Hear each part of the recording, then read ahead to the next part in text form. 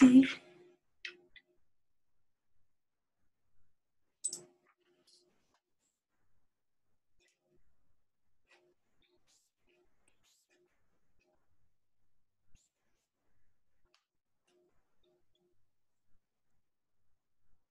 Bien.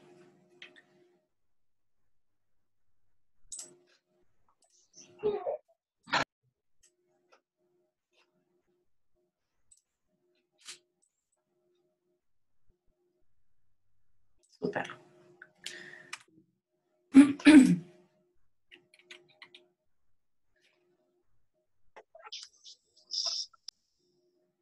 Bien, ok, continúo. Les iba a comentar, la forma que adoptan estas plataformas responde al material que se está usando. Espérame que estoy...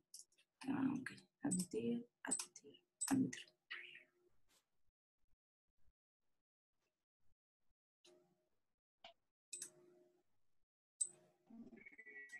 Ok, bien. Regresamos. Ah, sí. ¿Por qué creen ustedes, alguien que me responda esta pregunta, que tanto los zigurats como las pirámides de Egipto, como las pirámides de nuestro continente mesoamericanas, tienen una forma, triangular? A ver, alguien que me explique este fenómeno. Porque es la forma más fuerte de levantar algo sin que se caiga. Sí, exacto. Muchas gracias, José. Es correcto. Una de las formas, más bien la forma como más estable, la figura geométrica más estable es el triángulo. ¿Por qué? No tengo un ejemplo. Ok, bueno. Porque imagínense ustedes un edificio así en esta forma rectangular o como un prisma. Si yo le aplico una fuerza en esta forma, tiende a caerse en este sentido. Entonces, no tiene tanta estabilidad. Déjenla a su compañero. Bien. ¿Qué pasa con el triángulo? Al tener una base sólida y ir a angosto, que bueno, se va achicando, se va haciendo angosto sus lados, todo el peso, digamos, cae en una superficie bastante grande. Entonces, si yo le aplico como el peso aquí, pues ni siquiera tiende a moverse, está como muy rígida. Entonces, la respuesta que yo creo que tuvieron, o que en el diseño fue como, miren, la forma más fácil o la más natural es que si yo tengo como piececitas, que son los ladrillos, y los voy apilando, primero una capa y luego otra capa, y voy poniendo capas o plataformas rectangulares y las voy subiendo y las voy poniendo, se me va generando esta forma como de prisma o de pirámide, más bien de pirámide, que es bastante estable. Entonces, tiene que ver con el material que tenían. Nosotros podemos construir otro tipo de edificios más alargados porque pues tenemos ya otro tipo de materiales que no tiene tiene que ver con acero y no tiene que ver con esta pequeña forma de los ladrillos. La forma más natural de usarse de un ladrillo es agrupándolo uno a uno, uno a uno, y pues ellos encontraron que esta forma pues era como la más estable. Y bueno, pues entonces generaron estos llamados los zigurats con el objetivo de separar el suelo de la tierra y pues dignificar pues, más su parte religiosa. Otra cosa que construyeron ellos fueron las murallas. Esto es bien interesante, es que cada cosa que se hace en arquitectura o que se construye, pues no es nada más porque, ay, es que se me ocurrió, sino porque es como que necesaria para cumplir una función. En este caso, les decía que la gente de aquí, de los mesopotámicos, eran como bien peleoneros y eran bien conquistadores y querían tener territorio pues, porque los hacía más poderosos. Entonces, ¿qué generaba esto? Pues que tuvieras que protegerte, ¿no?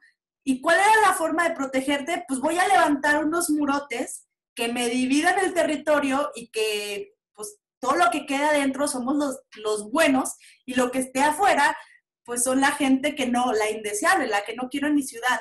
Entonces, la mayoría o casi todas las ciudades de Mesopotamia están amuralladas con el objetivo lógico de protegerse pues de todas las invasiones que había en este periodo. Nosotros quizás ahorita pues, no necesitamos una muralla tal cual porque pues ya no hay conquistas así de territorio tan expuestas o tan literales como los había en este tiempo, ¿no? Entonces, por eso nuestras ciudades no tienen murallas, pero en estas ciudades pues se requerían para poder proteger a la población. Y pues también estaban hechas a base de ladrillos, estas grandes murallas que cubrían pues las ciudades. Aquí tenemos ahí vestigios de lo que quedaron de estas murallas de los sumerios, pero vean, o sea, estaban enormes. Vean la escala humana de las personitas. La señalo. ¿Cuánto mide una persona? Pues más o menos 1,80 un hombre. Vean más o menos la altura que debieron tener, pues yo creo que unos 5 o 6 metros, no más, como 10, 12 metros sí tenían estas barreras.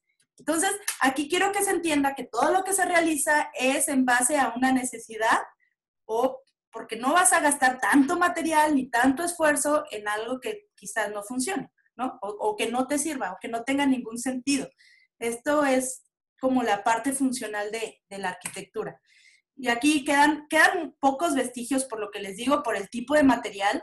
La arcilla, el ladrillo o el barro, pues no es muy durable, entonces, pues por eso no queda tanta información respecto a estas civilizaciones, como nos gustaría, ¿no? Porque pues es la primera, deberíamos tener más información.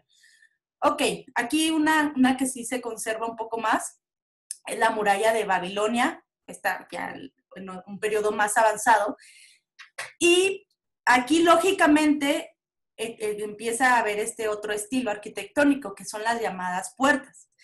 ¿Qué significa? Si tú tienes una muralla, imagínense, la voy a dibujar, tienes una muralla donde está tu ciudad, ¿no? Aquí tienes a tu gente muy bien viviendo, y tienes esa muralla pues que te divide del resto. Necesariamente, para poder entrar a la ciudad, necesitas un punto de acceso. Entonces empieza a surgir este estilo arquitectónico de las puertas, que se le hace a la muralla una apertura para que tú puedas tener un acceso. Es lógico que si hay una muralla, evidentemente va a haber una puerta. Y normalmente estas puertas pues eran así como súper adornadas, súper imponentes. ¿Por qué? Porque tú vas a llegar al territorio de alguien, ¿no? Estábamos hablando que eran reyes. Entonces, pues ese rey obviamente va a querer decir, mira, mi ciudad es increíble, tengo muchísimo poder, y ¿sabes qué lo va a probar? Pues mi puerta, o sea, la puerta de acceso a la que tú estás llegando a la ciudad es tan imponente y es tan importante casi como lo es mi ciudad. Entonces, era como su puerta de presentación. Aquí tenemos una de las más conocidas, que es la puerta de Ishtar, esta puerta para entrar a la ciudad de Babilonia, que la adornaban así con mosaicos de un color lápiz lazuli, que se lo traían de Asia. Entonces era así como la puerta más bonita y más adornada, porque representaba pues el poder de la gente que vivía ahí, ¿no? De ese pueblo. Ay, se me mueve, no sé por qué. Ok, entonces cada vez que hay una muralla, evidentemente vamos a encontrar una puerta, ¿sale? Entonces aquí vemos diferentes puertas, por ejemplo tenemos esta, la de Nergal en Nínive. Esta me gustó mucho, dice, esta puerta monumental tomaba su nombre del dios Nergal, quien cruzó las 7 puertas del inframundo. Ahí ya empezaban a poner parte de su religión, parte de sus dioses, como referentes a su arquitectura. Pero vean qué bonita y que con motivos. Algo está pasando, ya no voy a usar la pluma porque se me está moviendo la presentación. Denme 2. Ok. Ok. Vean los motivos geométricos que realizaban ellos en cada uno de sus muros, de modo que adornaban pues, de una manera como muy limpia pues esas puertas, ¿no? Y luego tenemos esta, que actualmente ya ya no existe. Aquí tenemos como el antes y el después. Como les digo, esta zona del Medio Oriente, de Irak, actualmente pues tiene muchos conflictos bélicos y con conflictos de ideologías, etcétera. Entonces, teníamos esta puerta, la de Mashki, y en esta fotografía donde está pues, construida, y en la que tenemos al lado, por parte del ISIS, del Estado Islámico, pues la destruyeron, y están destruyendo mucho patrimonio, que pues es una pena, ¿no? Al final tienen una cuestión ideológica, tienen sus temas y sus problemas, pero al final es patrimonio y habla de la primera historia casi del mundo. Entonces, pues es una pena que se esté destruyendo todos estos monumentos, y pues no es el único, esta puerta no es la única, en realidad están destruyendo muchísimos monumentos antiguos, y pues bueno, esperemos que paren y no haya destrucción del patrimonio. Pero bueno, esta es otra de las puertas. Y otra de las cuestiones arquitectónicas que también se realizaron en este periodo fueron los palacios. Los palacios recuerdan que su sistema de gobierno, su sistema político era a base de tener un rey, ¿no? Entonces, pues el rey necesita un lugar donde vivir.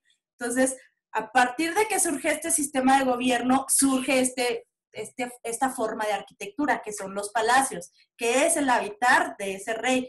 Entonces, aquí tenemos poquito de los restos del palacio en Ur, en Sumeria, y una reconstrucción de cómo se cree que fue. Teníamos estos patios centrales enormes y, pongo la pluma, estos patios centrales donde pues, la gente convivía, estos corredores a cubierta, y que cubrían, pues en esta plaza, que es donde estaba toda la gente, la subida al Sigurat, y donde acontecía lo más importante, que eran los templos, en la parte más alta de los Sigurats, y era más o menos cómo se conformaba la ciudad.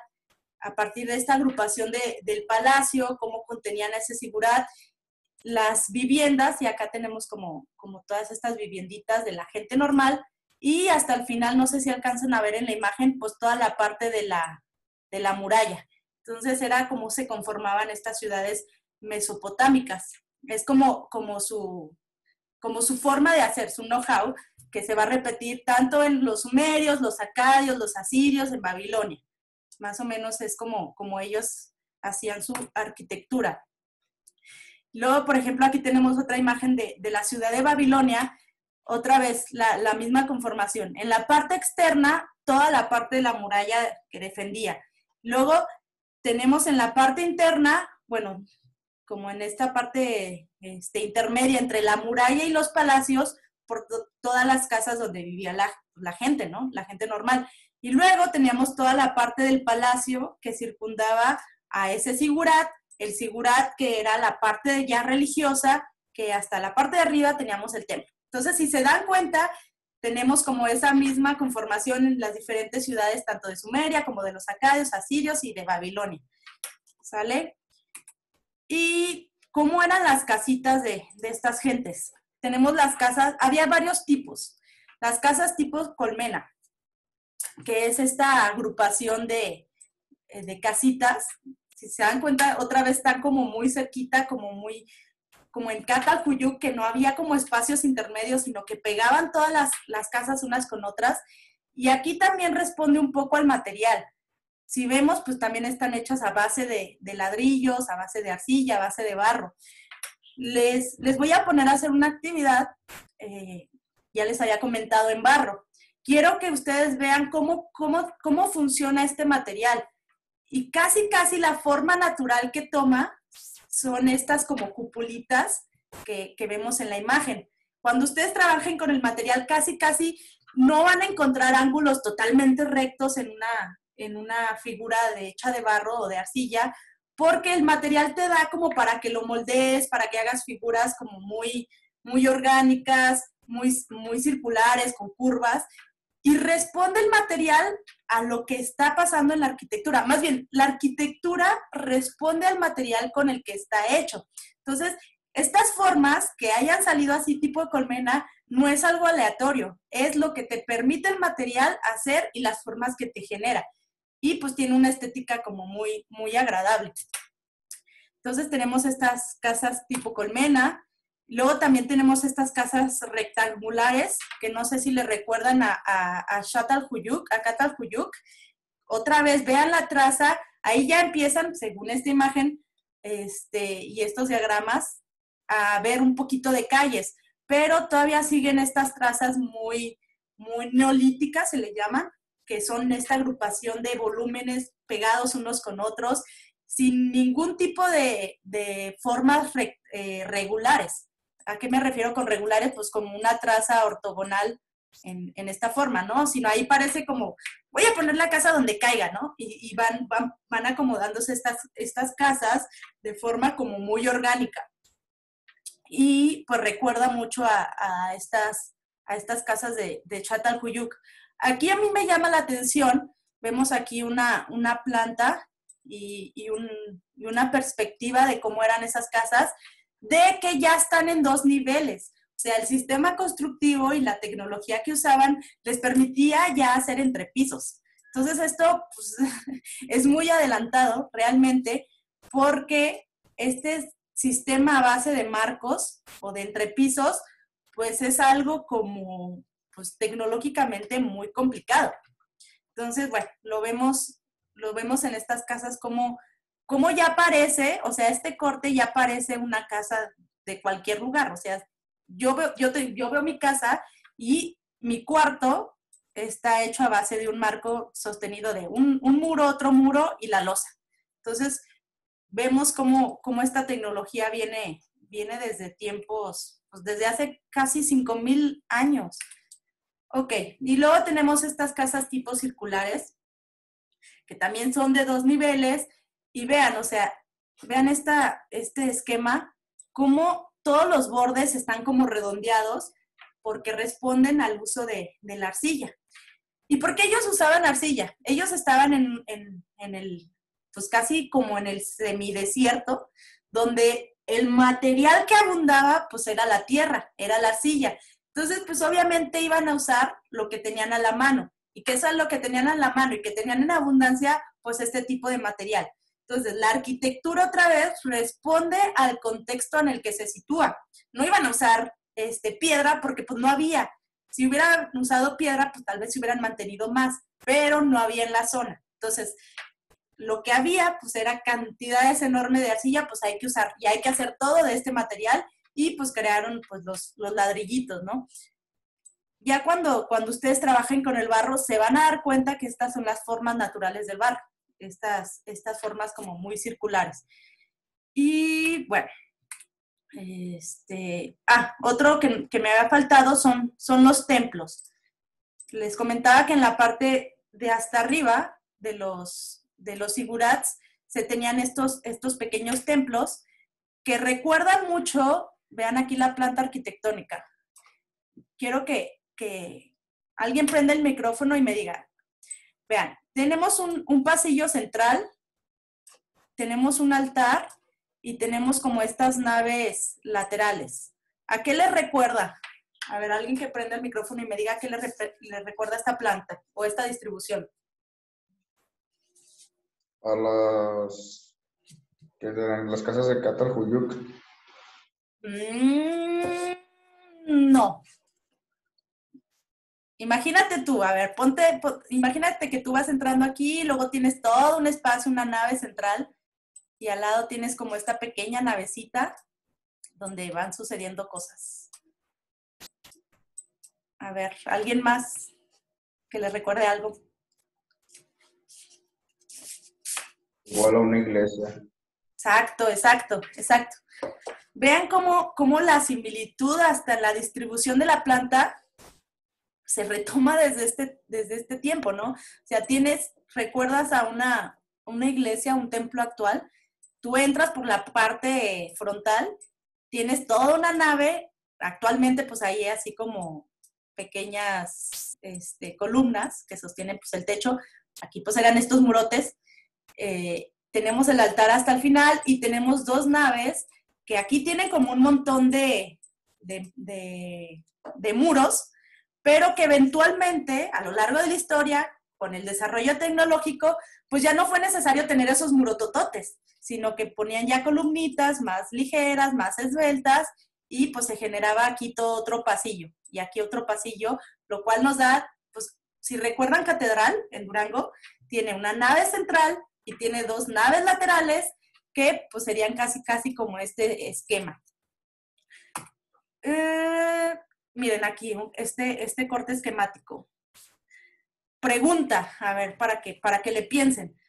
¿Por qué creen que estos muros eran tan gordos, tan gruesos? Vean la dimensión de esto. Tiene, yo creo que casi como sus 3 metros. Para soportar la losa de arriba. Correcto, correcto. Una de las cosas más interesantes, yo creo, de arquitectura es cómo hacer que la cosa sea más esbelta y se vaya achicando y vaya siendo como más ligera y más grácil, ¿no? O sea, tenemos en este entonces que los muros tenían que ser, sus dimensiones de los muros tenían que ser enormes. ¿Por qué? Porque el material del ladrillo, pues necesitas un montón de ladrillitos para que te toleren el techo, la losa. Y el espacio interior, si se dan cuenta, casi está a proporción de los muros, ¿sabes? O sea, el espacio interior quedaba tan reducido, tan chiquito, porque el tamaño de los muros tenía que ser de ese grueso para que pues, no se cayera. Conforme se fue avanzando en el tiempo, se fue pensando y se fue buscando la manera de hacer las cosas como más ligeras. Hasta que en el siglo XX tenemos rascacielos que son fachadas totalmente de vidrio y con unas columnitas súper ligeras, ¿sabes? O sea, pero se tuvo que tener un avance tecnológico para llegar a esas dimensiones pues bien pequeñas, pero pues este es el principio de todo. Y el material es bien importante siempre. ¿Qué vas a usar para poder sostener tus elementos? Quería mostrarles una de las casas, más bien, esperen. Ok, esta imagen. Esta es una imagen de interior de uno de los templos. ¿Qué es lo que más llama la atención aquí en cuanto a luminosidad? Alguien que prenda su micrófono y me diga. La altura que tenía. ¿La qué? La altura que tenía. 1, la altura. Sí, no era la respuesta que quería, pero sí tienes razón. La respuesta que yo estaba buscando es que son espacios interiores muy oscuros y que las ventanitas respecto al espacio pues son muy chiquitas. ¿Esto por qué? Otra vez tiene que ver con el material. Imagínense ustedes, tienen un muro pues enorme hecho de ladrillo, ¿no? Entonces, si ustedes quisieran hacer una ventana grande de este tamaño, pues se les caería el material, ¿no? No tienen como la tecnología suficiente para hacer un gran ventanal. Entonces, pues necesitan hacer ventanitas chiquitas para que el peso de este muro, más bien de toda esta losa, no caiga y no les destruya. En cambio aquí, pues es muy chiquito. Si le quito 2, 3, 4 ladrillos, pues no se me va a caer. Pero si ya le quiero quitar 10 o 20 o 30, pues se me va a caer. Entonces, en respuesta a eso, los vanos son muy pequeñitos respecto a la parte del macizo, se le llama. Vanos a las ventanas, macizo a la parte de los muros. Entonces se tenían vanos muy chiquititos porque no tenían la tecnología suficiente para hacer unos ventanales enormes. Por eso les digo que en el siglo XX el que se hayan hecho unos ventanales enormes, pues fue así como, wow, lo logramos. O sea, porque empezamos desde ventanitas chiquitas a tener la tecnología necesaria para abrir grandes ventanas. Esto parecería muy simple, pero pasaron muchísimos años para poder lograrlo. Entonces, bueno, aquí otra de las características es que pues, se tenían enormes muros, ventanas chiquitas y pues como grandes masas de material. Y bueno, continuamos un poquito más sobre la puerta de Ishtar en Babilonia, que fue les digo, la más conocida. La muralla de ahí de Babilonia, que es la que mejor se conserva. Está un poco reconstruida en realidad. Y esto nos lleva a otro mito histórico. Ustedes hay como varias maravillas del mundo, ¿no? Entonces dicen que una de las maravillas del mundo antiguo son los jardines colgantes de Babilonia.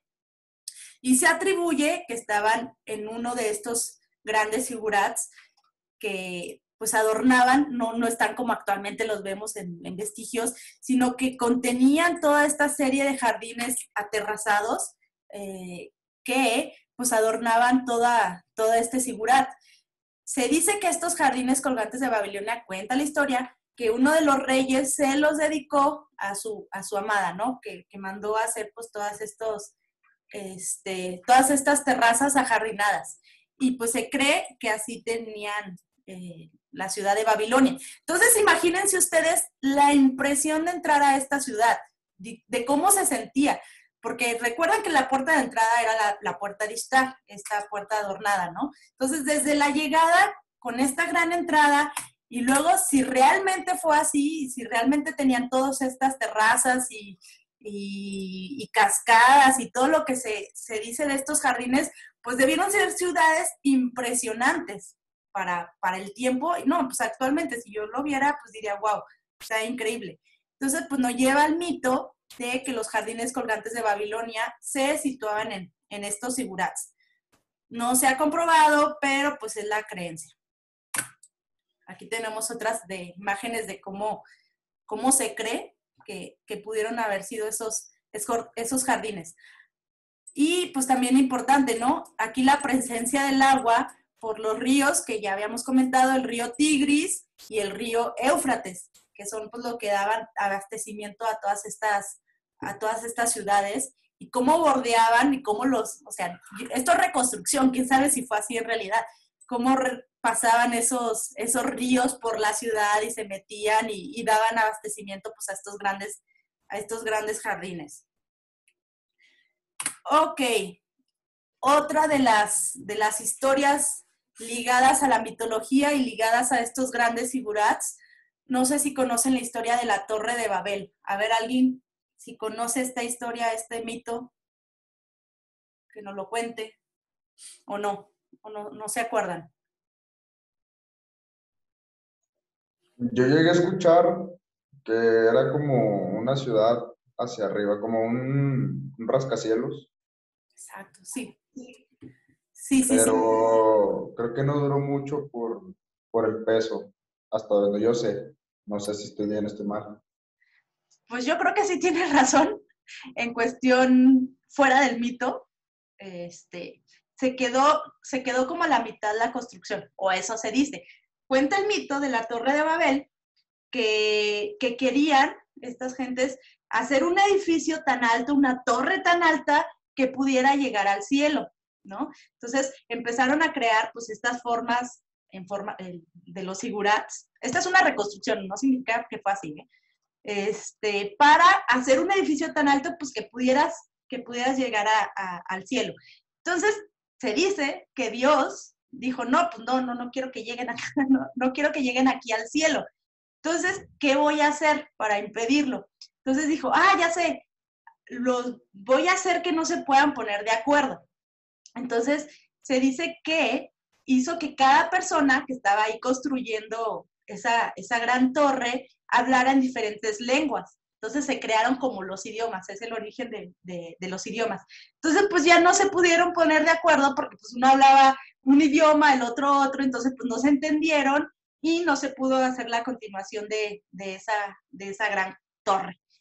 Eso es la historia de esta gran torre. Y pues los exploradores europeos han tratado de buscar dónde está esa Torre de Babel. Y pues se cuenta que encontraron ahí vestigios, pero no se sabe si es o no. Pero bueno, le da sustento al mito. Y que la forma sea así como una torre en forma de zigurat, también te da como sustento de decir, pues mira, sucedió en Mesopotamia porque se parece a los sigurats. Al final, como que todas estas historias literarias, nos quedan 10 minutos, al final como que todas estas historias literarias más bien, la gente que escribe, pues toma como referencia lo que hay en su alrededor, ¿no? Y lo adornas, porque pues es poesía, o es literatura, o es una historia, o es una novela, la adornas a tu modo. Pero seguramente quien escribió, pues tal vez vio un sigurat, lo vio muy grande y tal vez creó esta historia de la Torre de Babel. No lo sé, eso es yo lo que pienso que pudo haber pasado. Entonces, bueno, vemos cómo hay muchos mitos religiosos ligados a esta civilización de Mesopotamia.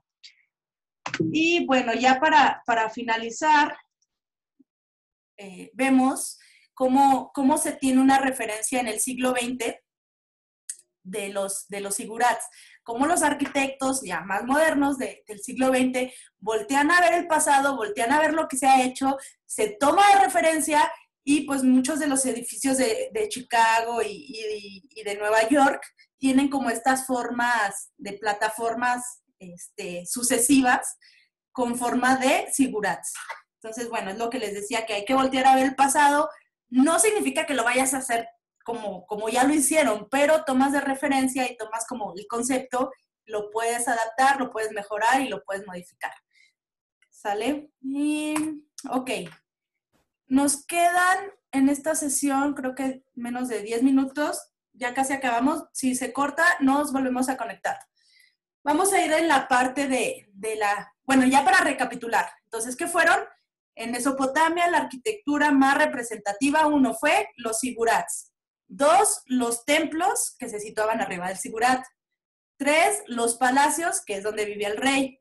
4, las murallas, que eran las que cubrían toda la ciudad para evitar invasiones.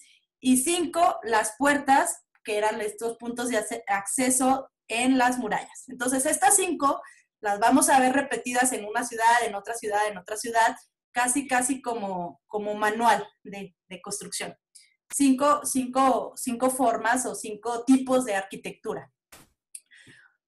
Ok, en cuestión de la pintura y escultura. En cuanto a la escultura, hicieron varios tipos de escultura. 1, las placas. 2, estelas. 3, los sellos cilíndricos. En cuanto a escultura en relieve.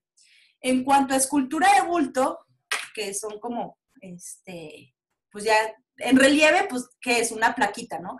Y en cuanto a bulto, pues es una masa de material. Tenemos que hicieron esculturas antropomorfas, ahorita lo vamos a ver, y las zoomorfas. ¿Cuánto nos queda de tiempo? Bueno, no importa, si se corta nos conectamos. Ok, en cuanto a escultura en relieve, ya lo habíamos visto un poquito, hicieron las llamadas placas. Las placas, que el objetivo era, pues, tanto la contabilizar lo que se tenía de productos, como después empezar a crear, pues, historias más literarias, más artísticas. A partir de la escritura cuneiforme, que ya vimos un poquito el día de ayer. Entonces, fue una de las primeras representaciones artísticas y pues se fue desarrollando, ¿no? Empezó desde como formas muy complicadas. Déjenme, se los pongo aquí. Ok, vamos a ver estos pictogramas. Aquí, alguien que prenda su micrófono y me diga qué ve en esto. Un pescado. ¿Un pescado? No es un pescado. A ver, ¿alguien más? Como una cara, ¿no? O algo así. Una cara, exacto. Entonces ellos, pues empezaron a representar las cosas al principio, pues como que muy literales, ¿no? Si quiero representar una cabeza, pues venga, voy a hacer la cabeza, pues tiene la forma, la naricita y el cuello y los ojitos, ¿no? Pues eso es una cabeza, yo lo veo y sé que es una cabeza, pero pues me va a tardar como media hora en hacer una cabeza y tal vez quiero dibujar 50, pues me va a tardar un buen.